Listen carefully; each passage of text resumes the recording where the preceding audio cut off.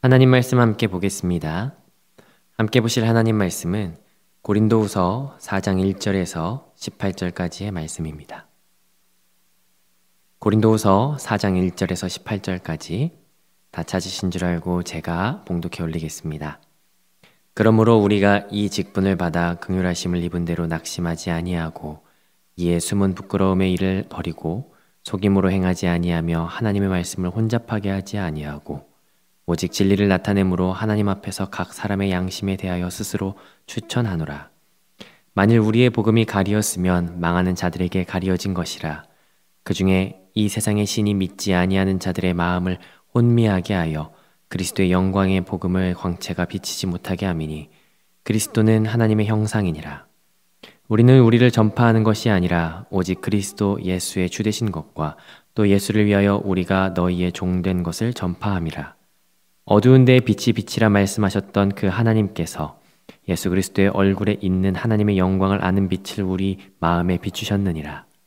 우리가 이 보배를 질그릇에 가졌으니 이는 심히 큰 능력은 하나님께 있고 우리에게 있지 아니함을 알게 하려 함이라. 우리가 사방으로 우겨쌈을 당하여도 쌓이지 아니하며 답답한 일을 당하여도 낙심하지 아니하며 박해를 받아도 버림바 되지 아니하며 거꾸러뜨림을 당하여도 당하지 아니하고 우리가 항상 예수의 죽음을 몸에 짊어짐은 예수의 생명이 또한 우리 몸에 나타나게 하려 함이라. 우리 살아있는 자가 항상 예수를 위하여 죽음에 넘겨짐은 예수의 생명이 또한 우리 죽을 육체에 나타나게 하려 함이라. 그런즉 사망은 우리 안에서 역사하고 생명은 너희 안에서 역사하느니라. 기록된 바 내가 믿었으므로 말하였다 한 것 같이 우리가 믿음의 마음을 가졌으니 우리도 믿었으므로 또한 말하노라. 주 예수를 다시 살리시니가 예수와 함께 우리도 다시 살리사 너희와 함께 그 앞에 서게 하실 줄을 아노라.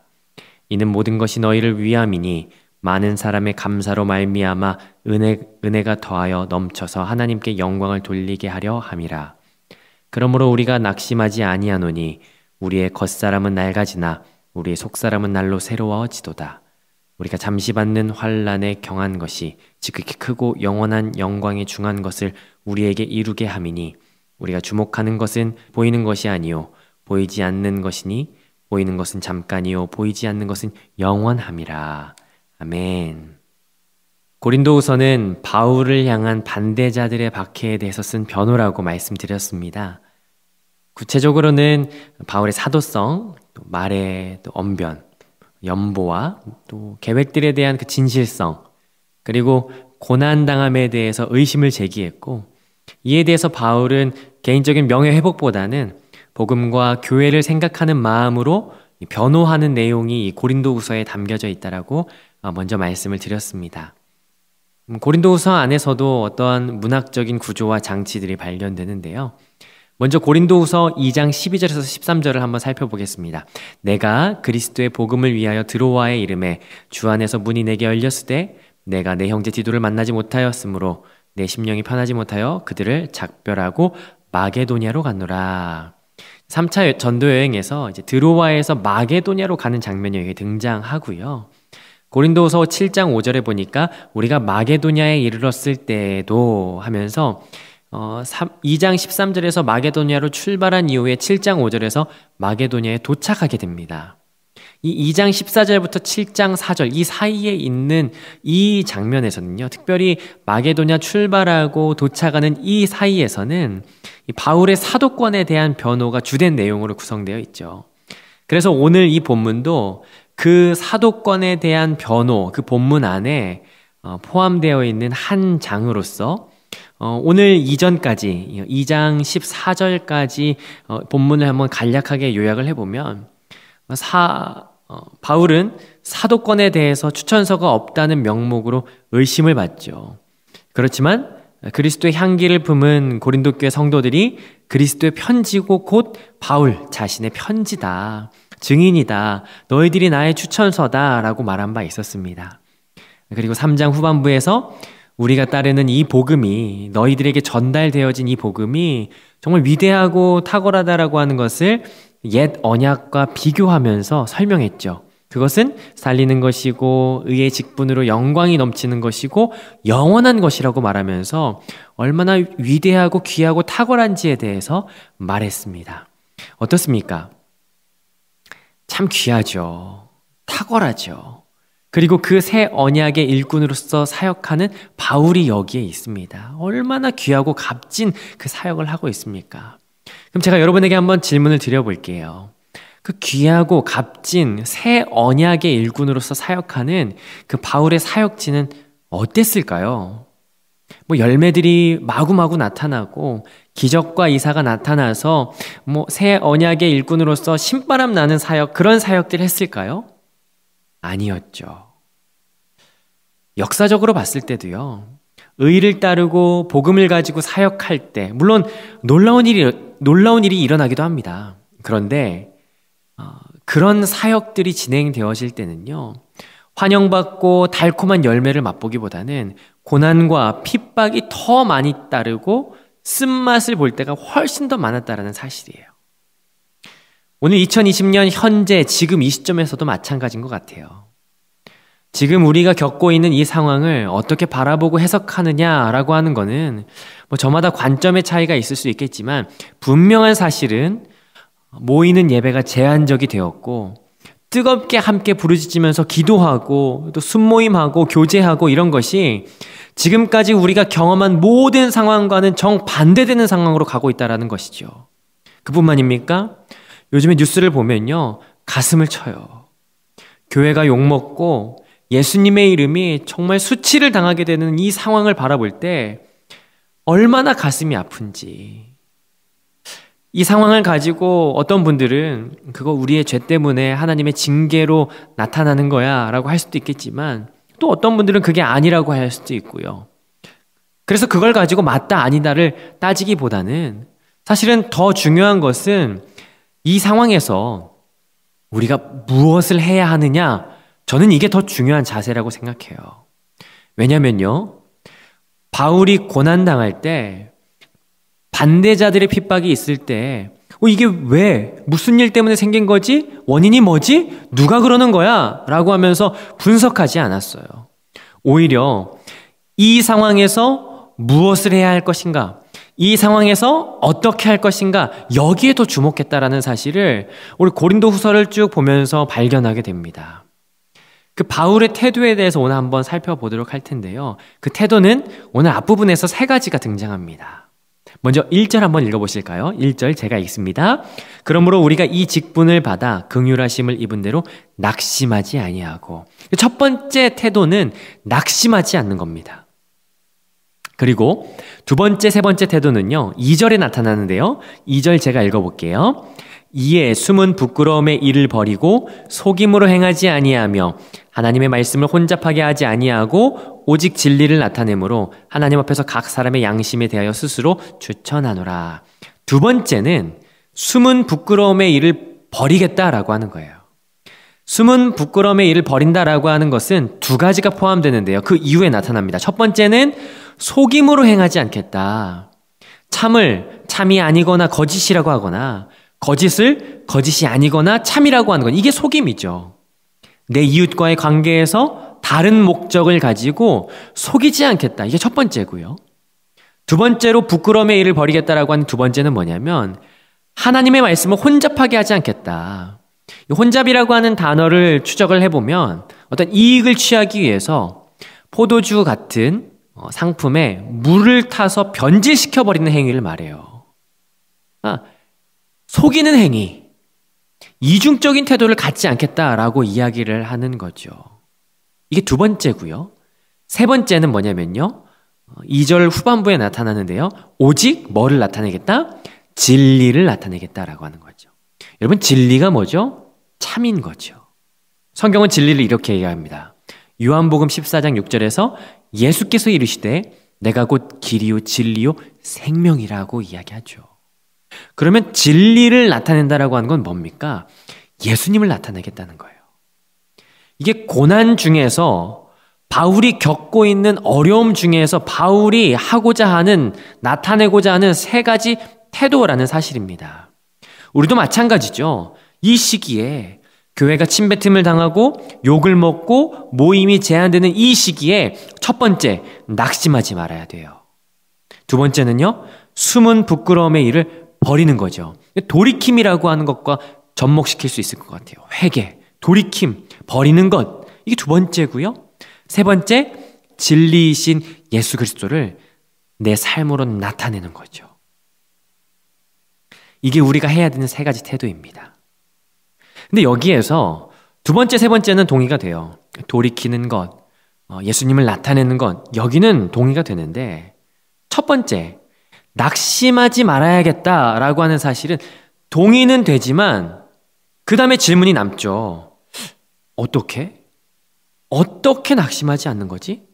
또는 낙심할 수 있어요. 그런데 낙심하는 중에 어떻게 회복할 수 있을까?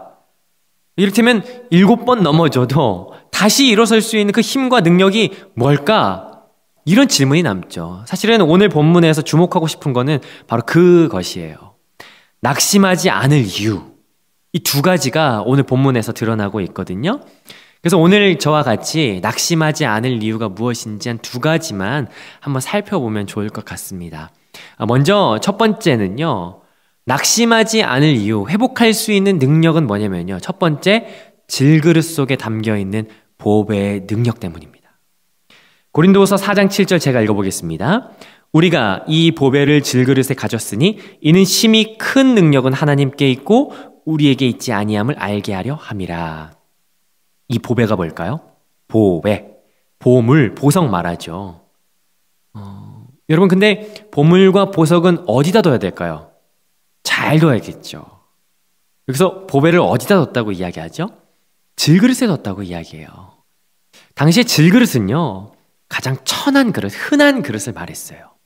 깨지기도 잘 깨지고 아주 조금만 힘을 가하면 와장창 깨져버리는, 그런데 그걸 다시 재활용도 할 수 없는 그런 그릇을 말해요.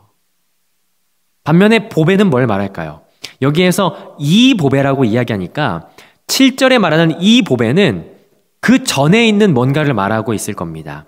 6절에 있는 그리스도의 얼굴에 있는 하나님의 영광을 아는 빛, 이게 보배라고 하는 거죠. 이걸 한마디로 말하면 뭘까요? 그리스도의 얼굴에 있는 하나님의 영광을 아는 빛, 한마디로 하면 복음이죠. 예수 그리스도, 복음을 말하는 거예요. 그러면 풀어서 이야기하면 이 복음을 질그릇에, 깨지기 쉽고 값싸고 연약한 그런 그릇에 담았다는 거예요. 만약에 정말 값지고 귀한 그릇이라면 안 깨지거나 튼튼하거나 아니면 보물이 보물다워 보일 수 있게 그 정도까지는 아니어도 금그릇 정도는 돼야 되는 거 아닌가. 이를테면 하나님의 복음이 전파될 때 애플이나 테슬라, 삼성, 현대 이런 기업들에 의해서 복음이 전파되는 게 더 빠르고 효율적이지 않을까? 이런 생각이죠. 그런데 연약한 질그릇의 보배를 담는 것은요, 하나님의 능력이 그 그릇의 어떠함 때문에 하나님의 능력됨이 아니라 그릇의 어떠하든과 상관없이 하나님의 능력이 나타나게 하기 위해서예요. 그래서 그릇이 어떠하든 간에 담긴 것이 담는 그 그릇이 뭐냐에 따라서 스테인리스, 사기, 유리, 플라스틱, 일회용 이런 컵이 될 수 있겠지만 거기에 뭘 담느냐에 따라서 커피를 담으니까 어떠한 재질이든 그건 커피컵이 되는 것처럼 아무리 질그릇이어도 여기 깨지고 저기 깨지고 상처난 질그릇이다 할지라도 그 질그릇에 보배가 딱 담기면 그 그릇은 보배를 담은 그릇이 되는 거죠. 정체성이 달라지는 거예요. 아무리 연약해도 보배를 담은 그릇은 하나님의 능력을 힘입은 그릇이 된다라고 하는 것이죠. 그래서 우리의 능력으로 살지 않고 하나님의 능력으로 살게 된다라는 사실이에요. 8절부터 9절까지는 그것을 네 가지 상황을 가지고 표현을 하죠. 하나님의 능력이 우리에게 어떠한 능력을 주시는지. 첫 번째, 8절의 첫 번째, 사방으로 우겨쌈을 당하여도 우겨싸임을 당하지 않는다. 그리고 여기에서 우겨싸다라고 하는 용례를 찾아보면요, 환난, 좁은, 압박 그런 의미예요. 이걸 행동으로 표현할 때는요, 마치 어떠한 과일을 짜듯이, 즙을 짜듯이 압박하고 짜내고 뭐 그런 의미를 가지고 있는 거예요. 사방, 팔방, 내가 피할 수 없는 모든 곳에서 나를 향해서 나의 모든 것을 짜내는 것처럼 압박해 온다 할지라도 그 상황에서도 쌓이지 않는 능력. 더 볼까요? 답답한 일을 당해도, 답답한 일은요, 근심이나 번민, 혼잡스럽고 불확실한 불명확한 그 상황 앞에서도요, 낙심하지 않게 만드는 능력이 있어요. 19절에 박해를 받을 때에도, 특별히 이 박해라고 하는 것은 추격하는 자로부터 도망가는 그런 피곤한 삶 가운데, 그 가운데서도 버림받거나 유기된 것이 아니라 늘 함께하고 있는 것 같은 능력. 거꾸로 트림을 당해도, 이 거꾸로 트림 당한다고 하면 특별히 십자가에 이렇게 거꾸로 매달려서 죽는 순교의 장면을 많이 떠올리시는데요. 그것보다는요, 아주 높은 곳에서 집어 던져서 깨질 수밖에 없는, 떨어뜨리게 하는, 와르르 무너뜨리는 그러한 상황 속에서도요, 망하지 않는 능력. 그 능력이요, 바로 보배이신 예수 그리스도 안에 있다라는 사실입니다. 그 이유가 뭐냐면요, 10절인데 예수 그리스도의 생명이 우리 안에 있기 때문이에요. 왜냐하면 예수님께는 부활이 있거든요. 부활에 산 소망이 있어요. 그래서 14절에서 이렇게 이야기하죠. 주 예수를 다시 살리신 이가 예수와 함께 우리도 다시 살리사 너희와 함께 그 앞에 서게 하실 줄을 아노라. 아멘. 여기에 우리가 낙심치 말아야 될 이유가 바로 여기에 있는 겁니다. 부활에 대한 소망, 하나님께서 다시 살리실 소망, 여기에 우리의 능력, 하나님을 향한 마음, 그것이 바로 그 보배를 품은 질그릇이 갖게 되는 유익이죠. 두 번째 낙심하지 말아야 될 이유는요, 우리의 소망이 저 하늘에 있기 때문입니다. 16절부터 18절까지 한번 같이 읽어보시겠습니까? 같이 함께 읽어보겠습니다. 시작. 그러므로 우리가 낙심하지 아니하노니 우리의 겉사람은 낡아지나 우리의 속사람은 날로 새로워지도다. 우리가 잠시 받는 환난에 경한 것이 지극히 크고 영원한 영광에 중한 것을 우리에게 이루게 함이니 우리가 주목하는 것은 보이는 것이 아니요 보이지 않는 것이니 보이는 것은 잠깐이요 보이지 않는 것은 영원함이라. 마지막 18절은요, 좀 더 힘있게 악센트를 주면서 한 번 더 저와 읽어보시겠습니까? 같이 한번 읽어보겠습니다. 시작. 우리가 주목하는 것은 보이는 것이 아니요 보이지 않는 것이니 보이는 것은 잠깐이요 보이지 않는 것은 영원함이라. 아멘. 여러분, 우리가 주목하는 것은요, 이 땅의 세상이 아니에요. 영원한 나라, 저 영광의 저 천국을 바라보면서 살아가는 것이요, 우리의 인생이라는 사실입니다. 여러분 믿으십니까? 여러분 아멘이십니까? 여러분 이 이야기를 알고 계실 텐데요. 40년 동안 아프리카에서 선교 사역을 하셨던 헨리 모리슨이라고 하는 선교사님이 계셨습니다. 선교 사역을 마치고 이 질병 때문에 아내와 다시 미국으로 귀국하는 배를 타고 뉴욕 항구에 도착할 때였죠. 근데 마침 그 배에는요, 아프리카에서 사냥 휴가를 마치고 귀국하는 테디 루스벨트 대통령이 같이 함께 타고 있었어요. 배가 항구에 도착하자 대통령 일행을 환영하는 그 레드카펫이 깔리고 군악대, 빵파르가 요란하게 울려 퍼지는 거예요. 대통령을 환영하는 거죠. 환영합니다. 웰컴 이러면서. 그 화려하고 요란한 환영이 끝나자 카페트도 사라지고 군악대도 사라지고 모든 환영 인파가 사라진 그 상황 가운데 마지막에 이 헨리 모리슨 선교사님 부부가 터덜터덜 그 뒤를 걸어서 나옵니다. 나오면서 그 선교사님이 이렇게 기도했다고 해요. 하나님, 아니 사냥하고 오는 저 대통령은 정말 격한 환영을 받는데 하나님 보셨죠? 그런데 40년 동안 하나님 한 분 당신 위해서 일하고 오는 저를 위한 환영은 왜 아무도 없는 겁니까? 하나님 어떻게 이럴 수가 있습니까? 그때 그 헨리 모리슨 선교사님 그 마음 가운데 하나님께서 감동으로 음성을 주시는 것이 헨리, you are not home yet. 헨리, 아직 집이 아니야. 아직 너의 집은 이곳이 아니야. 여러분, 우리의 마음을 좀 저 영원한 본향에 두지 않으시겠습니까? 우리가 주목하는 것은요, 영원한 영광, 그 영광의 중한 것, 가치 있는, 귀한, 보이지는 않지만 영원한, 날마다 우리의 속사람을 새롭게 하는 이 가치, 여러분 이 가치를 우리가 좀 같이 붙잡지 않으시겠어요? 안타깝게도 기독교가 이 땅 가운데서 너무나도 힘을 잃어버리죠. 정말 이상하지 않습니까?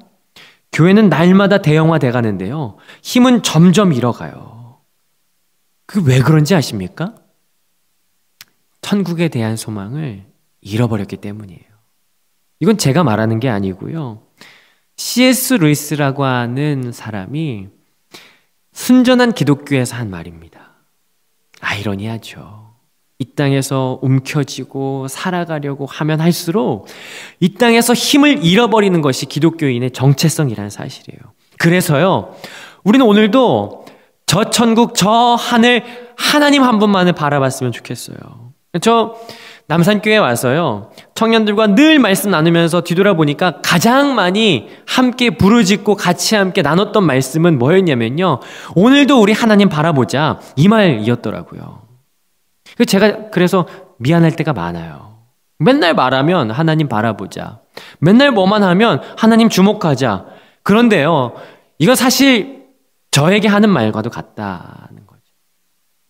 아무도 없고 처음 와보고 아무도 의지할 사람 없는 이 낯선 곳에 와 보니까 내가 바라볼 건 하나님 한 분밖에 없더라고요. 그래서요, 하나님 한 분만 의지하는 인생을 살아가는 것이요, 그렇게도 절박하고 소중했을지 몰라요. 그러나 우리가 이 땅을 살아가는 동안에요, 하나님 나라의 신분을 가진 자로서 이 땅을 살아가는 나그네의 인생을 살아갈 때요, 그 하늘을 바라보는 그 야성을 놓치지 않기를 주님의 이름으로 축복합니다. 여러분, 우리가 오늘 하루를 살 때도 그렇게 살지 않으시겠어요? 사방으로 우겨쌈을 당하는 이 상황 가운데서도 애워싸이지 아니하고 낙심하지 아니하고 버림을 받지 아니하고 망하지 않는 그 예수의 생명을 같이 좀 바라보는 이 하루가 되시기를 주님의 이름으로 같이 권면합니다. 같이 도전합니다. 이 하루를 살아가는 동안에 예수님의 이름이 계속해서 땅에 떨어져 가는 이 상황 가운데, 저들의 입술 가운데 예수님의 이름이 폄하되어지는 이 상황을 살아가는 동안에 우리가 낙심하지 말고 소망을 가지고 살아갈 수 있는 힘과 능력, 그 원천은요, 바로 하늘을 향하여 우리의 눈을 들어 예수 그리스도 한 분만을 바라보는 이 자세라고 오늘 말씀이 이야기하고 있다는 사실입니다. 그러하기에 오늘도 하나님 바라봅시다. 하나님 한 분만 같이 함께 바라봅시다. 그렇게 바라볼 때 우리에게 소망을 주시고 낙심치 않게 하시는 하나님의 능력을 힘입는 오늘 하루가 될 줄 믿습니다. 그렇게 살아가시는 저와 여러분 되시기를 주님의 이름으로 축복합니다. 기도하겠습니다. 하나님 감사합니다. 오늘 우리가 낙심하지 말아야 할 그 이유가 우리 안에 보배를 가졌기 때문임을 하나님 이 시간에 말씀을 통해서 보게 됩니다. 사방으로 우겨쌈을 당하여도 애워싸이지 아니하고 낙심치 않고 버림받지 않고 망하지 않는 그것, 그 능력이 예수 그리스도 그 산 소망이 되신 예수 그리스도 안에 있음을 하나님 이 시간에 믿음으로 고백하오니 하나님 보배이신 예수 그리스도를 품는 하나님 내가 될 수 있도록 하나님 그렇게 내 삶을 주관하여 주시옵소서. 하나님 또 원하옵기는 하나님 우리의 관심과 우리의 소망이 저 하늘에 있기를 소망합니다. 이 땅을 바라보고 이 땅에 만족해하며 이 땅의 삶이 마치 영원할 것처럼 살아가는 것이 아니라 하나님, 이 땅을 살아가는 나그네의 심정으로 하나님, 저 천국을 바라보며 살아갈 수 있는 소망하는 그 소망이 넘쳐나는 그 삶이 바로 오늘 하루의 삶이 될 수 있도록 하나님, 우리 가운데 산 소망을 우리 가운데 부어 주시옵소서.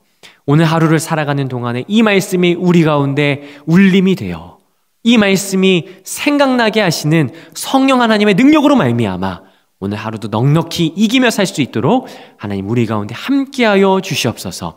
감사드리옵고 사랑이 많으신 예수님의 이름으로 기도드렸습니다. 아멘.